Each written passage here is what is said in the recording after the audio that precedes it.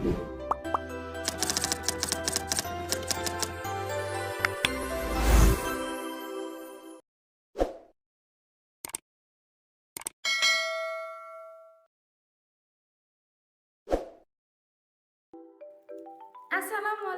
warahmatullahi wabarakatuh. Halo semuanya, perkenalkan nama saya Ismiati dengan akhiran NIM 07. Saya dari kelas 3A Tadris IPA. Kesempatan kali ini saya akan membahas mengenai keanekaragaman makhluk hidup. Oke, langsung saja kita simak penjelasannya. Yang pertama, kita akan membahas mengenai pengertian dari keanekaragaman makhluk hidup. Keanekaragaman makhluk hidup adalah keseluruhan variasi berupa bentuk, penampilan, jumlah, dan sifat yang dapat ditemukan pada makhluk hidup. Nah, setiap makhluk hidup itu memiliki ciri dan tempat hidup yang berbeda. Melalui pengamatan, kita dapat membedakan jenis-jenis makhluk hidup. Keanekaragaman makhluk hidup disebut juga dengan keanekaragaman hayati atau biodiversitas. Istilah keanekaragaman hayati atau biodiversitas menunjukkan sejumlah variasi yang ada pada makhluk hidup di suatu lingkungan tertentu. Nah, dengan kata lain, biodiversitas itu dapat diartikan sebagai persamaan dan perbedaan ciri makhluk hidup pada waktu dan tempat tertentu. Selanjutnya, faktor-faktor yang menyebabkan timbulnya keanekaragaman makhluk hidup. Yang pertama, mutasi. Mutasi adalah peristiwa perubahan yang disebabkan oleh faktor internal seperti materi genetik atau faktor lingkungan seperti radiasi dan suhu. Yang kedua, rekombinasi. Rekombinasi adalah proses atau peristiwa yang berakibat terbentuknya kombinasi gen baru pada kromosom. Nah, individu baru dari reproduksi seksual akan memiliki faktor keturunan dari kedua induknya. Keanekaragaman makhluk hidup dikelompokkan menjadi tiga. Yang pertama, keanekaragaman gen. Keanekaragaman gen merupakan variasi susunan pada suatu gen pada satu spesies atau satu jenis. Nah, perkawinan antara dua individu makhluk hidup sejenis merupakan salah satu penyebab terjadinya keanekaragaman tingkat gen. Keturunan dari hasil perkawinan memiliki susunan perangkat gen yang berasal dari kedua induk atau orang tuanya. Nah, kombinasi susunan perangkat gen dari dua induk tersebut itu menyebabkan keanekaragaman individu dalam satu spesies yang berupa varietas-varietas. Nah, yang terjadi secara alami maupun secara buatan. Contoh keanekaragaman gen. Yang pertama, jenis-jenis ayam.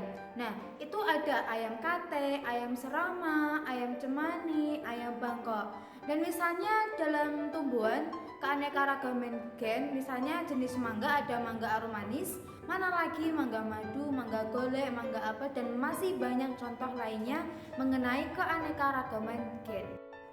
Yang kedua, tingkatan keanekaragaman spesies atau jenis.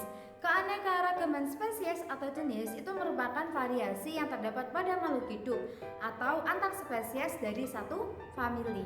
Nah, keanekaragaman tingkat jenis menunjukkan adanya variasi bentuk, penampakan, dan frekuensi gen.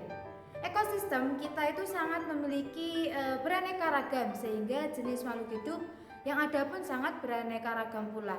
Dua makhluk hidup itu mampu melakukan perkawinan dan menghasilkan keturunan yang fertil, mampu melakukan perkawinan dan menghasilkan keturunan. Maka kedua makhluk hidup tersebut merupakan satu spesies. Nah, keanekaragaman makhluk hidup tingkat jenis menunjukkan keanekaragaman atau variasi yang terdapat pada berbagai jenis atau spesies makhluk hidup dalam genus yang sama atau famili yang sama. Nah, pada berbagai spesies tersebut terdapat perbedaan-perbedaan sifat. Selanjutnya, contoh keanekaragaman tingkat spesies atau jenis. Yang pertama, famili Felidae.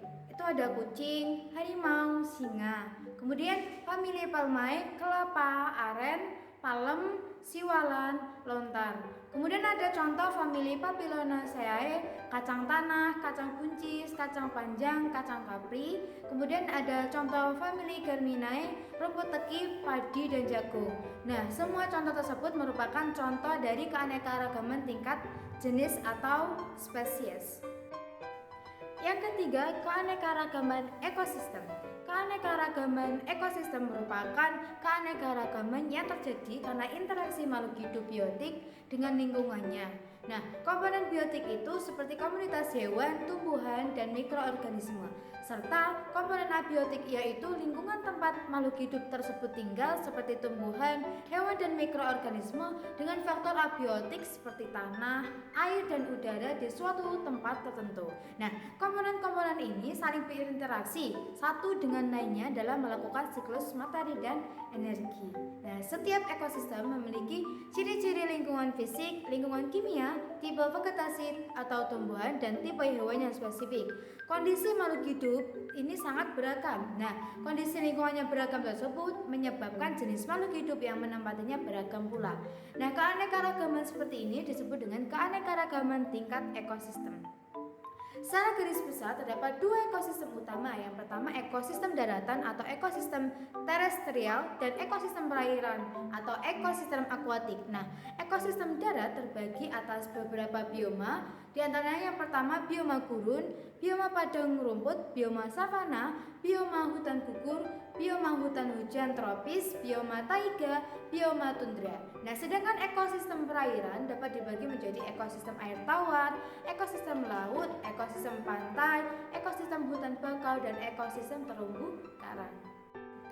Nah, itu dia pembahasan mengenai keanekaragaman makhluk hidup.